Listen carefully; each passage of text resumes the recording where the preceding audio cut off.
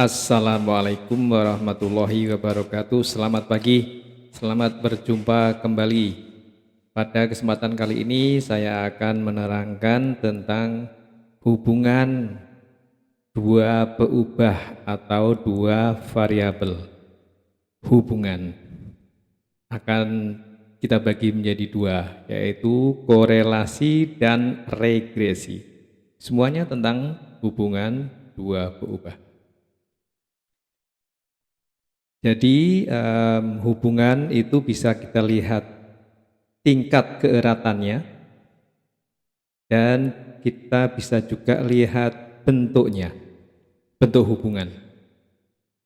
Keeratannya ada hubungan yang sifatnya kalau ada hubungannya ya, ada yang hubungannya tingkat hubungannya lemah, sedang dan tinggi. Atau kalau tidak ada hubungannya berarti dua peubah atau dua variabel tidak berhubungan. Oke, sedang, rendah, dan tinggi. Bisa hubungan sedang, rendah, tinggi tadi bisa bersifat positif, bisa bersifat negatif atau kebalikan. Kalau positif itu contoh di gambar ini. Saya menyajikan gambar plot untuk peubah atau variabel bobot tetas DOC dan bobot panen umur 35 hari ayam broiler. Kalau dihitung koefisien korelasinya, jadi tingkat keeratan itu dinyatakan dengan koefisien korelasi. Nah, ini adalah positif 0,087. Positif, artinya kalau bobot tetas itu bertambah atau meningkat dari sumbu X ini meningkat ke sini, maka ada, meskipun ini lemah, ada kenaikan juga bobot panen dari bawah sini ke atas. Ya, nanti akan kita tunjukkan lebih detail. Nah, kalau dihitung angkanya, koefisien korelasi adalah 0,087 pada contoh ini. Nah, ini adalah rumus menghitung koefisien korelasi. Menghitung, ada yang menggunakan rumus seperti ini, ada yang menggunakan covariance. Jadi kalau menggunakan covariance adalah covariance XY, yang di atas adalah covariance ini menghitung covariance ragam bersama atau beragam, kemudian dibagi dengan akar dari ragam masing-masing atau simbang baku masing-masing. Itu adalah koefisien korelasi. Nah, ini contoh hubungan korelasi yang sifatnya lemah, positif lemah, dengan nilai korelasi 0,087. Secara teoritis, koefisien korelasi itu bisa minus 1,0 hingga positif 1,0. Ya, minus 1,0 sampai dengan positif 1,0. Minus 1,0 ini berarti sempurna negatif, positif 1,0 berarti sempurna positif. Nah, oke, ini adalah bentuk hubungan korelasi yang lemah, yang pertama. Yang berikutnya adalah di dalam korelasi, tadi adalah korelasi bobot tetas dengan bobot panen. X sebagai X adalah bobot tetas, sebagai sumbu Y adalah bobot panen, dihitung korelasinya 0,087. Nah, bagaimana kalau kita balik? Sumbu X-nya adalah bobot panen, sumbu Y-nya adalah bobot tetas. Nah, bentuknya memang beda, tetapi plot ini sesungguhnya sama saja, hanya cara menyajikannya sumbu X dan Y-nya berbeda. Jadi data satu nilainya tetap kalau dicari plot mana ini di sini adalah menunjukkan nilai yang sama pada berapa ini. Jadi ini saya buat dari data yang sama sehingga bentuknya seolah-olah beda. Tapi kalau dihitung koefisien korelasinya, kalau di sini korelasi bobot tetas dengan bobot panen, di sini berarti bobot panen dengan bobot tetas nilainya sama 0,087. Nah, jadi pelajaran yang pertama, korelasi bersifat bolak-balik. Koefisien korelasi XY sama dengan koefisien korelasi YX. Koefisien korelasi bobot tetas dengan bobot panen sama dengan koefisien korelasi bobot panen dengan bobot tetas. Oke, kita lanjutkan. Yang berikutnya adalah bentuk hubungan atau regresi. Nah, regresi ada yang bentuknya lurus atau istilah lainnya adalah linear, ada yang bentuknya tidak lurus atau non-linear. Jadi misalnya melengkung seperti ini atau melengkung seperti ini, dia kalau nanti akan dicari pola yang seperti ini, kalau diuji ini adalah bukan linear. Oke, nah saya akan menggunakan ini dulu, bentuk regresi yang linear dulu. Ini pada hubungan yang lemah tadi sama 0,087 kita plot, kemudian di dalam regresi kita harus menentukan peubah independen dan peubah dependennya. Mana yang menjadi X dan mana yang menjadi Y. Mana yang menjadi sumbu X itu adalah peubah independen, mana yang menjadi peubah dependen, sumbu Y. Di dalam regresi nanti disebutnya seperti ini, koefisiennya Y pada X, maaf di sini, tidak sama dengan regresi X pada Y. Berbeda dengan korelasi tadi, korelasi XY sama dengan korelasi YX. Nah, regresi tidak demikian. Oke, nah kita ingin melihat regresi, kita harus menentukan dulu mana peubah independen dan dependen. Secara logika, bobot tetas ini dia eksis dulu kan, bobot tetas. Setiap DOC ayam itu memulai dari bobot tetas dulu. Kemudian setelah nanti dipelihara, dia memiliki bobot panen. Sehingga, bobot panen berarti dia peubah dependennya, dan bobot tetas adalah independen. Oke, independen. Nah, jadi regresinya adalah seperti ini. Jadi kita menaksir di dalam regresi, kita menaksir parameter beta yang ada dua macam, yaitu beta 0 dan beta 1. Yang ditaksir menjadi B0, statistik B0 dan B1, koefisien intercept dan koefisien regresi B1, intercept dan koefisien regresi. Nah, dari model yang dibuat ini, data simulasi ini ketemu persamaannya Y sama dengan 1506.38, itu adalah B0-nya, ditambah 5,9X, 5,9 adalah B1-nya.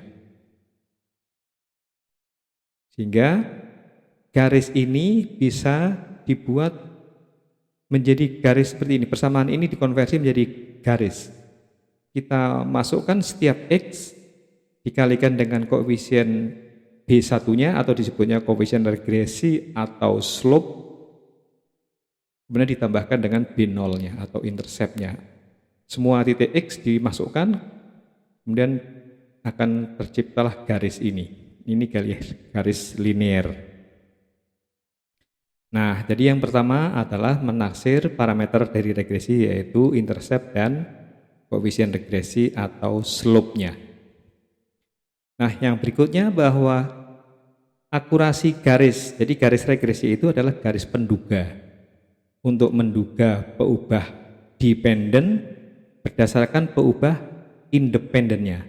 Jadi dalam contoh ini akan menduga bobot panen umur 35 hari broiler kalau kita mengetahui bobot tetas DOC-nya. Nah, ketemu garis seperti ini. Ternyata dari perhitungan di dalam regresi kita akan mendapatkan ukuran dari akurasi prediksi ini diukur dengan menggunakan disebutnya koefisien determinasi, Yang dia juga istilah lainnya adalah dia menentukan berapa persen variasi dari bobot panen ini dipengaruhi oleh variasi dari bobot tetas. Kalau ini berarti 0,08. Jadi berarti artinya bobot tetas tidak begitu berpengaruh atau berpengaruh kecil terhadap bobot panen ya dalam contoh simulasi ini. Oh, berarti ada faktor-faktor lain yang nanti dia akan berpengaruh besar misalnya terhadap bobot panen. Misalnya pakan, kemudian kelembapan atau suhu dan sebagainya. Tergantung dari data yang diperoleh. Oke ya, sudah ketemu bahwa regresi Y pada X tidak sama regresi regresi X pada Y.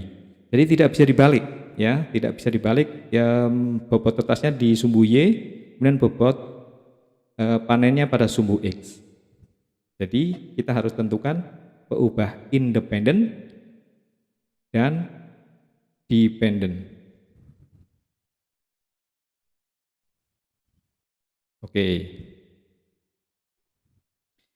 Nah, ini contoh lain, masih berubah sama, data simulasi juga.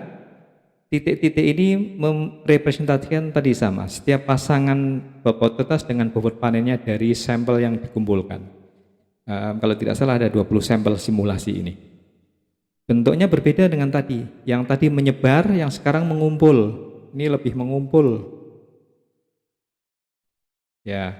Nah, ini mengumpul dan menyebarnya tadi itu ditentukan oleh korelasi, ya.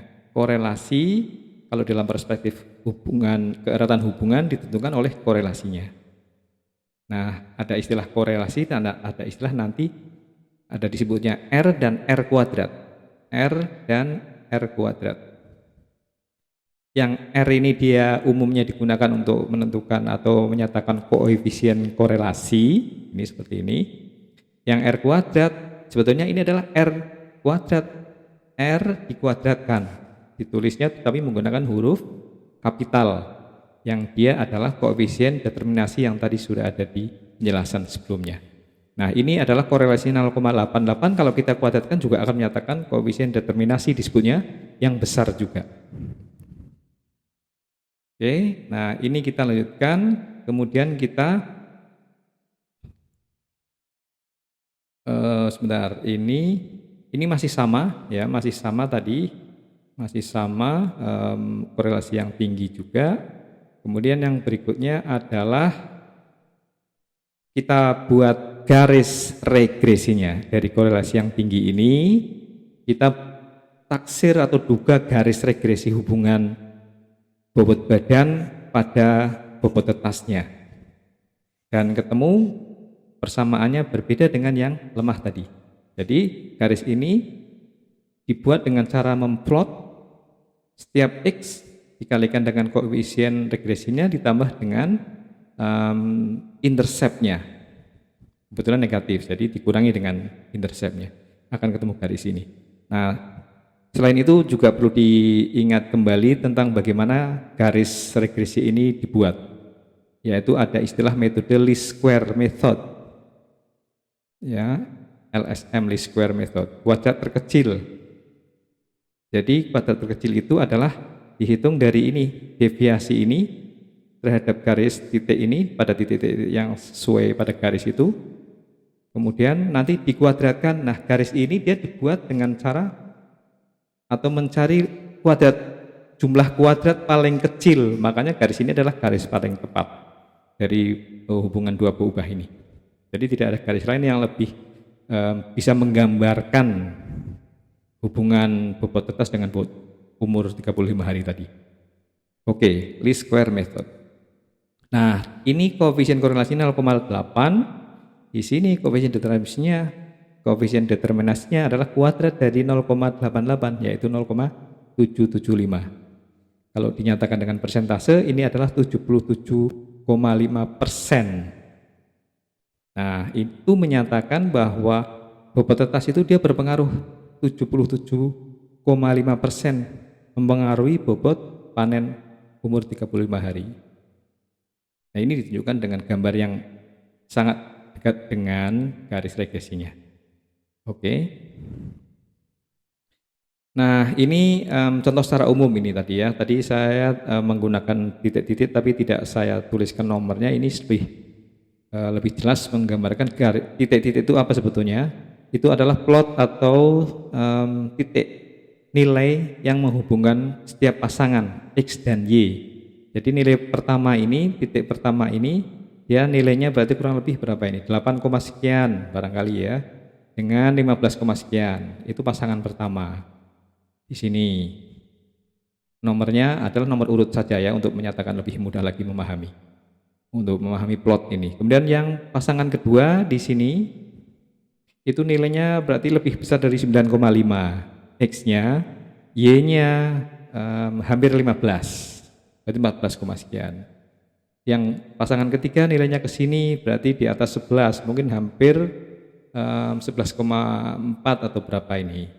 Kemudian bobot panennya ada di 16,6 atau berapa. Yaitu adalah dipasangkan menggunakan data, berasal dari data itu. Nah, garis ini dia menunjukkan garis regresinya. Kalau dicari koefisien korelasinya, dia termasuk dia sedang ya 0,62. Nah, 0,62. Kalau dibuat garis regresi, maka koefisien determinasinya sebagai kuadrat dari koefisien korelasi R 0,62 maka juga akan menghasilkan angka yang besar. Oke. Nah, tadi pada saat berbicara regresi, satu adalah tentang linearitas. Jadi regresi itu bisa bentuk hubungan ya, tadi bentuk hubungan itu bisa linear, garis, dan non-linear. Ini adalah bentuk hubungan yang linear, lurus. Garis atau kurva kiri dengan yang kanan menunjukkan perbedaan ya. Satu apa? Hubungan tingkat hubungannya X dan Y. Tingkat hubungan X dan Y di sini sedang ya, sedang ke arah tinggi, ini adalah negatif, di sini positif tadi ya, positif nih. Ini negatif dan kecil atau lemah. Nah, lemah. Tetapi kedua-duanya adalah menunjukkan regresi linear karena dia berbentuk lurus. Jadi nanti dalam kesimpulan yang garis 2 ini slope-nya tidak sama dengan 0 ya. Cenderung sama dengan 0, kurang lebih 0 gitu ya. Jadi nanti kalau persamaan ini dibuat, maka X yang bertambah ke kanan dari besar ke kecil itu relatif tidak mengubah nilai Y karena kan tetap saja ini di sini. Ini adalah garis regresinya. Kenyataannya beda-beda ya, Y-nya berubah, tetapi ini kita sedang menduga Y menggunakan X. Data yang diperoleh akan menyimpulkan bahwa Y itu dia tidak tergantung dengan besarnya X. Makanya dia slope-nya ditunjukkan dengan slope yang kurang lebih atau mendekati 0. Jadi kalau nanti ini diuji menggunakan pengujian terhadap slope-nya, dia akan menerima hipotesis bahwa slope-nya sama dengan 0. Oke? Tapi kedua-duanya ketika diuji dengan linearitas, keduanya yang 1 dan 2 sama-sama regresinya adalah linear. Jadi linear belum tentu garis regresinya bermanfaat sebagai garis penduga. Jadi ada 2. Nah, ini maka pentingnya melakukan pengujian terhadap koefisien regresi. Oke, atau slope-nya. Jadi di dalam regresi itu ada 2 pengujian. Satu pengujian linearitas, lurus, garis lurus atau bukan. Ya, kalau bukan garis lurus berarti lengkung. Lengkungnya seperti apa? Tergantung. Nah, pengujian linearitas. Pada pengujian linearitas itu ada hipotesis nolnya adalah bahwa hubungan X dan Y adalah linear, berbentuk lurus, garis lurus. Alternatifnya adalah tidak linear. Nah, kemudian caranya kita menggunakan ANOVA, menguji ada sumber keragaman regresi, ada galat atau residual, kemudian menghitung JK, menentukan DB, menghitung KT, kuadrat tengah, kemudian menghitung F hitung seperti pengujian yang lainnya, uji ragam. Maka misalnya contohnya ketemu 68,81. Nah, kita kemudian pada pengujian statistik biasa umumnya kita cari nilai F tabelnya untuk yang 5% dan 1% pada DB yang sesuai, yaitu DB 1 dan 8. Hasilnya bagaimana? Kalau hasilnya F hitungnya lebih besar dari F 0,05, oh berarti signifikan, masuk di daerah penolakan. Oke, yang itu sudah ada di video yang lainnya. Nah, pengujian regresi yang kedua adalah pengujian terhadap slope-nya. Tadi linearitasnya sudah, oh linear ternyata, tapi belum cukup. Apakah linear? Jangan-jangan linear yang seperti ini. Kalau seperti ini kita tidak bisa menggunakan garis yang diperoleh itu, garis persamaan regresi untuk menduga Y, tadi seperti di penjelasan sebelumnya. Jadi kita perlu menguji slope. Nah, menguji slope ini adalah mirip kalau kita membahas dalam pengujian one sample t-test, masih ingat ya, one sample t-test. Kalau di sana tapi menguji nilai tengah. Nilai tengah misalnya seperti ini Y bar terhadap mu ya, mu-nya kalau dalam peternakan mungkin SNI atau badan statistik dan sebagainya.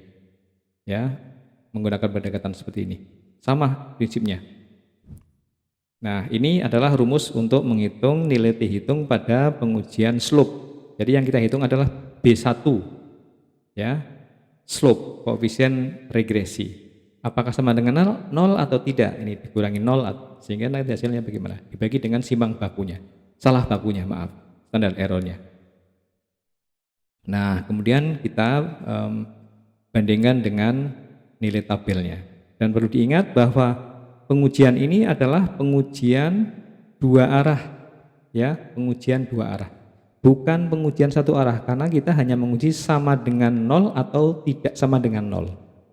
Sehingga pengujiannya adalah dua arah. Oke, sudah ketemu. Kalau di dalam menggunakan tabel T hitung harus diingat ya, pada alfa 5% ada dua di sana, ada baris yang menunjukkan 5% di atas dan baris 5% yang di bawah. Ingat lagi catatan tentang pengujian T dua arah. Nah, tadi sudah disampaikan tentang regresi bukan linear, non linear.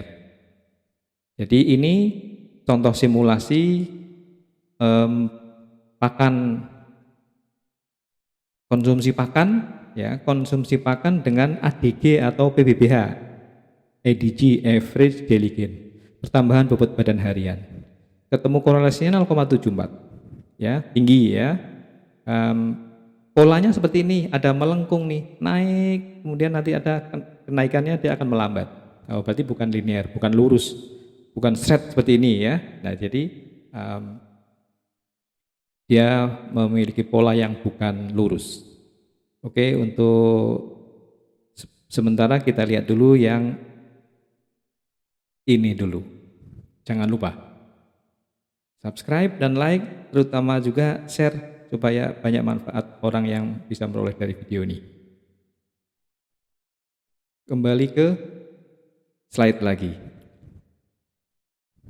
Nah, ini juga bentuk hubungan yang nonlinear.